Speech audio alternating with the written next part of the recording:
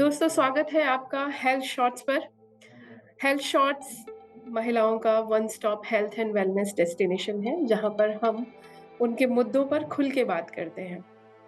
और दोस्तों daily soap की दुनिया में हर रोज नए धारावाहिक आते हैं जिनमें कुछ यूजुअल कुछ अनयूजुअल सी बातें की जाती हैं। खासतौर से वो मुद्दे जो किसी स्त्री के डे टू डे लाइफ को छूते हैं या उसके जीवन को प्रभावित करते हैं, उन मुद्दों पर ज़्यादातर चुप्पी साध ली जाती है। पर हाल ही में एक ऐसा सीरियल आया जिसमें एक अभिनेत्री इन तमाम मुद्दों पर खुलकर बात करती है, चाहे वह शिक्षा का मुद्दा हो, चाहे सिंगल पेरेंटिंग का हो या फिर टॉक्सिक रिलेशनशिप का। तो लीजिए मिलते हैं आज उनसे। स्वागत है हेल्थ शॉर्ट्स पर करुणा पांडे का, पुष्पा इम्पॉसिबल फेम करुणा पांडे। करुणा जी नमस्कार, स्वागत है आपका healthshots.com के इस इंटरव्यू में। तो आज जी हमारे साथ है करुणा पांडे, पुष्पा इम्पॉसिबल की ऐसी शख्सियत जिसके लिए कुछ भी इम्पॉसिबल नहीं है। पुष्पा जी ज्यादा वक्त नहीं लेते हैं और शुरुआत करते हैं। जी जी बिल्कुल। आप सभी का अभी बहुत बहुत धन्यवाद ज्वाइन कराने के लिए अपने साथ। जी जी स्वागत। पुष्पा जी टीवी सीरियल में ना एक मिर्च मसाला तड़का इन सब की एकदम से बाढ़ आई हुई थी और एक डिफरेंट सा सीरियल आया जो बिल्कुल वुमेन सेंट्रिक है, उसका ओरिजिनल ऑर्गेनिक सा लाइफ स्ट्रगल है और जो एक महिला की जिजीविषा को प्रस्तुत करता है। उसके जी साथ आपका एक्सपीरियंस कैसा रहा पुष्पा इम्पॉसिबल से जुड़कर? और अगर आप मतलब पूरी तौर पे देखेंगे, कंप्लीट तरीके से देखेंगे तो जेडी सर जो हमारे निर्माता हैं उनके साथ मैं पहली बार काम कर रही हूँ। ये मेरा पहला अनुभव उनके प्रोडक्शन हाउस के साथ। तो वो भी मतलब उनका नाम वो बहुचर्चित है इस मामले में कि वो बहुत अलग अलग कॉन्सेप्ट्स लेकर आते हैं और बहुत संजीदगी से एक सीरियल को बनाते हैं, बहुत पूरा आत्मा और प्राण डाल देते हैं वो अपने। तो ये अनुभव जो रहा मेरा, वो मुझे ऐसा लगा कि क्योंकि मैं थिएटर बैकग्राउंड से हूँ, तो मुझे ऐसा लगा कि जब मैं इनकी इस इश्क की वर्कशॉप कर रही थी तो मुझे ऐसा लगा कि एक नाटक की मैं तैयारी कर रही हूँ। इस इतनी गहन और इतनी ज्यादा हमने बिगनिंग में हमारी वो हुई, वर्कशॉप्स हुई, रीडिंग्स हुई, तो मतलब एक वैसे ही मन में ऐसा लगा कि अरे हाँ, मैं एक बहुत अच्छे प्रोजेक्ट से जुड़ गई हूँ जिसमें मुझे बहुत कुछ सीखने को मिलेगा। तो ये जो पूरी जर्नी रही है 8-10 महीनों की, ये बहुत ही सीख से भरी रही है। हर दिन कुछ नया सीखने को मिलता है और कॉन्सेप्ट इतना अच्छा है और जिस तरह से उसका चित्रांकन किया जा रहा है वो भी एक बहुत ही अनूठा तरीका। जो हमारे निर्देशक हैं मिस्टर प्रदीप यादव, वो बहुत ज्यादा एक्टर्स की परफॉर्मेंस पे, अपने उस सीन के सोल पर, जो पूरे शो का जो एक आत्मा है उस पे बहुत ज्यादा वो ध्यान देते हैं।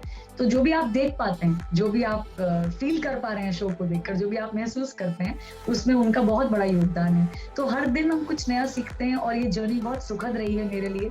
मैं हर दिन कुछ नया अपने साथ लेकर जाती हूँ, एज एन एक्टर भी और एज अ पर्सन, इंसान के रूप में भी और कलाकार के रूप में। ये अभी तक का सफर बहुत सुखद रहा है। करुणा जी 8-10 महीने लगभग गुजर चुके हैं इस रोल के साथ आपको काम करते हुए। ऐसा क्या खास है जो आपको बहुत अपील करता है इस स्पेशली इस रोल में?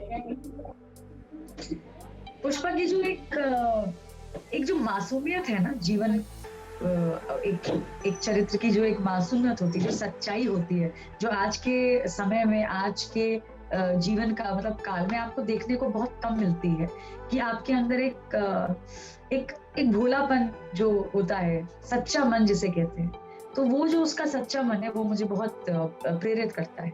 और पुष्पा भोलेपन के साथ-साथ बहुत मजबूत भी है ना? जी जी जो कि किरदार लगभग गायब होने लगे हैं टीवी स्क्रीन से। सब जगह वही दिखती हैं कि 2.5 दर्जन चूड़ियाँ एक-एक कलाई में और आप सजी-धजी गुड़िया बन के बैठी हुई हैं। तो लेकिन ऐसे में हाँ, ऐसे में ये जी जो मजबूत किरदार निकल कर आया, बीइंग अ फीमेल आप क्या सोचती हैं कि क्यों ऐसे मजबूत किरदार गायब होते जा रहे हैं टीवी स्क्रीन से? गायब हो रहे हैं कि नहीं, वो तो खैर मैं आपसे ज्यादा मुझे इंफॉर्मेशन मिल रही है, सूचना मिल रही है, क्योंकि मैं उतना देख नहीं पाती हूँ, उतना समय नहीं होता। लेकिन अगर ऐसा है जैसा आपको लगता है या आप दर्शकों को ऐसा महसूस हो रहा है, तो मुझे लगता है जीवन शैली जो हमारी बदल रही है और जितनी स्पीड आ गई है हमारे जीवन में, जितना हम फास्ट हो गए हैं, मुझे ऐसा लगता है कि किसी के पास इतना समय नहीं है कि बहुत ठहर कर कोई चीज देखें या उसको समझें, उतनी गहराई में जाएं। तो मुझे लगता है कि फिर एक नॉर्मल चीज को भी सराहा जाता है और हल्के से भी कोई अच्छी चीज हो उसकी भी बहुत वाहवाही हो जाती है। तो ऐसे समय में मुझे लगता है कि ना ऑडियंस उतना मांग रही है और ना ही बनाने वाले शायद उतना दे रहे हैं कि इतना इतना हार्ड वर्क वो पुट इन भी क्यों करें, जब एक एवरेज चीज भी ओके हो जाती है और अच्छी हो जाती है। तो मेरे को लगता है कि एवरीथिंग इज टू वे।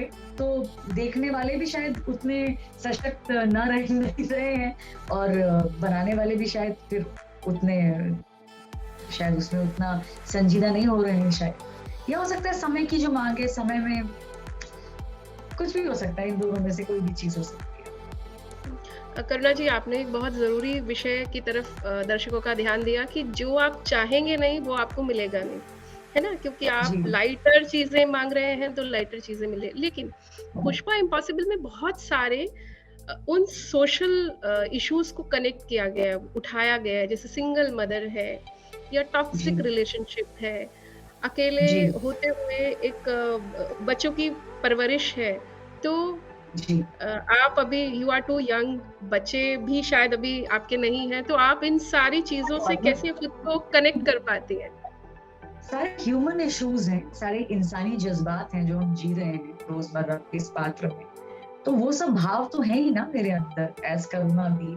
अगर ममत्व है, ममता है, भले ही बच्चे नहीं है लेकिन ममता तो उस चीज की, मुझे नहीं लगता उस चीज की मोहताज होती है कि आपका खुद का कुछ होना चाहिए या आपको उस चीज का वैसा अनुभव होना चाहिए। ममता तो आपके अंदर होती है, मुझे ऐसा लगता है।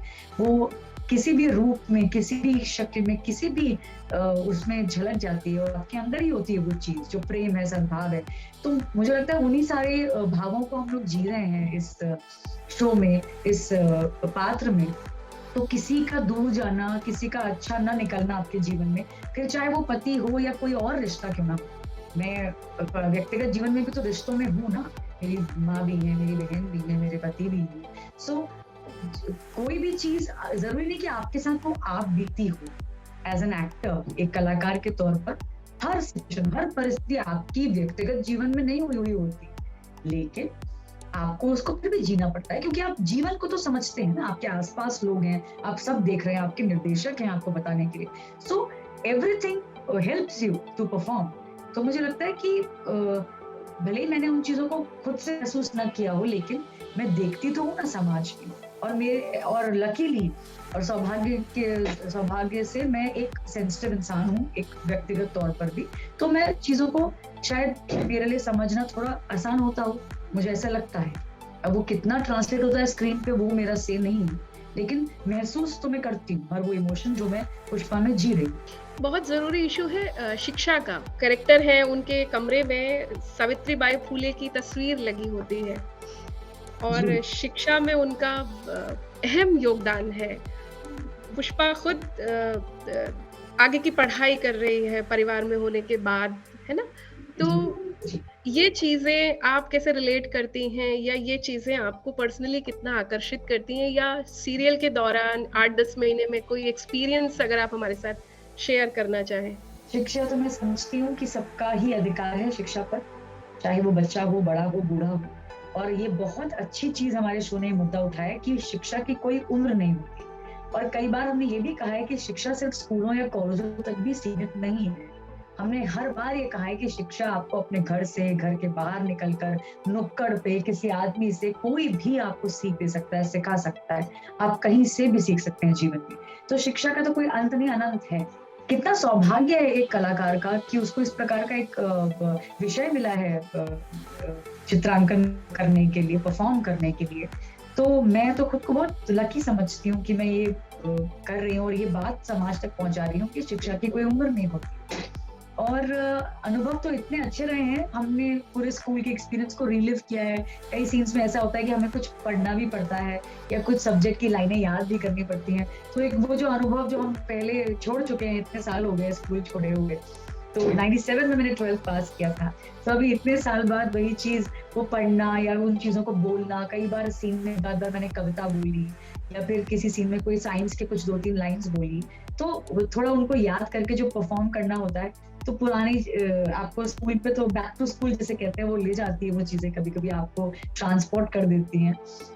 बस ये सारे बहुत अच्छे अनुभव हैं और मैं बहुत धन्यवाद करना चाहती हूँ हमारे मेकर्स का और सबका कि उन्होंने इतना अच्छा सब्जेक्ट चुना है कि एक माँ जो बेचारी पढ़ना चाहती थी, नहीं पढ़ पाई और आज उसको वो मौका मिला है, तो उसने उसका व्यक्तित्व देखिए आप पुष्पा का, जो उन्होंने कैरेक्टर बनाया है लेखकों ने, उसका व्यक्तित्व आप देखिए, इन संघर्षों के बावजूद भी वो अपना ये जो सपना है, जो उसने बचपन से देखा था कि मैं पढ़ूँगी, उसको वो परस्यू कर पा रही है और उसका व्यक्तित्व ऐसा है कि वो खुद को भी उतनी महत्ता देती है जितनी बच्चों को। ये पुष्पा का एक चरित्र, उसके उसके चरित्र का एक बहुत बड़ा हिस्सा है कि वो खुद को नहीं मारती, अपना जीवन भी जीती। चाहे कितनी भी परेशानियाँ क्यों ना आएँ, वो अपने छोटे-छोटे जो पल हैं जीवन के, वो चुरा लेती है। चाहे वो क्रिकेट खेलना हो, चाहे वो मस्ती करना हो, चाहे वो गाना गाना हो या अंताक्षरी करनी हो, वो अपना जीवन जीती है। वो अपने को भी इम्पोर्टेंस देती है। तो ये बहुत बड़ी बात है पुष्पा के पात्र की, और वो स्कूल जा पाई, पढ़ पाई और उस पूरे सफर में पहले बच्चों से रेजिस्टेंस आया, लेकिन उसके बाद उनकी भी स्वीकृति आ गई। तो मतलब कहने का मतलब यही है कि अगर आप ठान लें, अगर आप दृढ़ निश्चय कर लें, तो और आपका अगर आपका जो इरादा है, अगर वो एकदम अच्छा है, आपका मन सच्चा है, तो लोग भी आपके साथ आ जाते हैं। करुणा जी, बहुत ज़रूरी मुद्दे पर अभी आपने बात की, क्योंकि टॉक्सिक रिलेशनशिप में जी, अक्सर ऐसा होता है, जब बीइंग अ सिंगल पेरेंट्स आप बच्चों को ग्रोन अप कर रहे होते हैं, तो आप अपने आप को भूल जाते हैं और जी। उसकी वजह से आप इतने ज़्यादा स्ट्रेस में चले जाते हैं, डिप्रेशन में चले जाते हैं, क्योंकि आप सेल्फ को रियलाइज़ करना भूल जाते हैं। तो जी, ये जी, एक जी। ज़रूरी मैसेज है जो आप दे रही हैं। मैं चाहूँगी कि इस पर और थोड़ा-सा आप बोलें कि सिंगल मदर होते हुए भी आप अपने आप को कैसे ज़िंदा रख सकती हैं और कितना ज़रूरी है ये? देखिए, व्यक्तिगत तौर पे एज़ करुणा अगर आप मुझसे पूछ रहे हैं, तो मैं ये आज से नहीं, ये मैं बहुत पहले से मानती हूँ कि माँ होने से पहले एक औरत है, व्यक्ति है, मनुष्य है।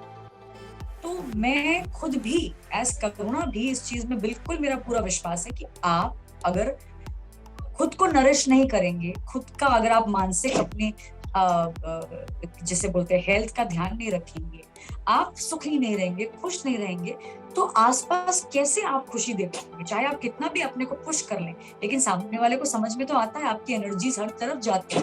अगर आप दुखी रहेंगे, अंदर आपका मन ऐसा बंद रहेगा, कुढ़ा हो, तो दूसरों तक आप क्या पहुँचाएँगे? अगर आप एक ऐसे व्यक्ति हैं जो डेडिकेटेड है रिश्तों के प्रति, तो भी सबसे पहले आपका ये धर्म है कि आप खुद को खुश रखें, दूसरों के लिए भी, उनके लिए भी। अगर आपको उनकी ज़्यादा चिंता है, तो उनकी उस चिंता के लिए सबसे पहले आपको ये करना है कि आप खुद की चिंता करें।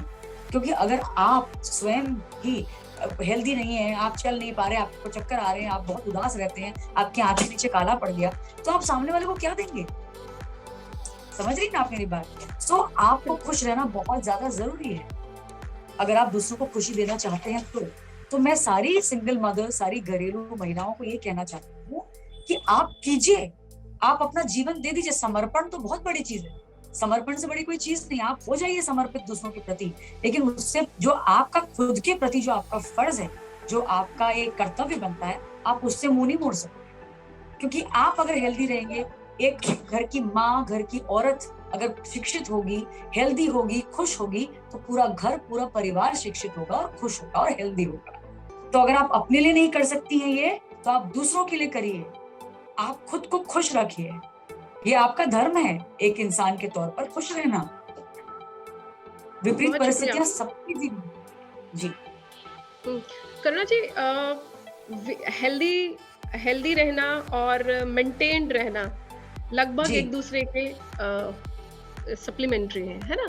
तो हाँ जी, हाँ जी। वेट लॉस 35 के बाद या 30 के बाद वेट गेन एक समस्या बन जाती है महिलाओं में जी, बहुत, बहुत, और बहुत। है ना? तो क्या आपने कभी ऐसे एक्सपीरियंस किया कि आपका वेट बढ़ गया है किसी भी वजह से? जैसे जी, कोरोना में बहुत लोगों का वेट बढ़ गया था, फिर आपने कैसे जी। उसको लूज़ किया? उसका अगर कोई अनुभव है तो शेयर कीजिए। नहीं, ऐसे बहुत अनुभव है मेरे जीवन में, तो ये निरंतर चलने वाली चीज है, मेरे साथ साथ चलती है। जैसे तू जहां जहां चलेगा मेरा साया साथ होगा।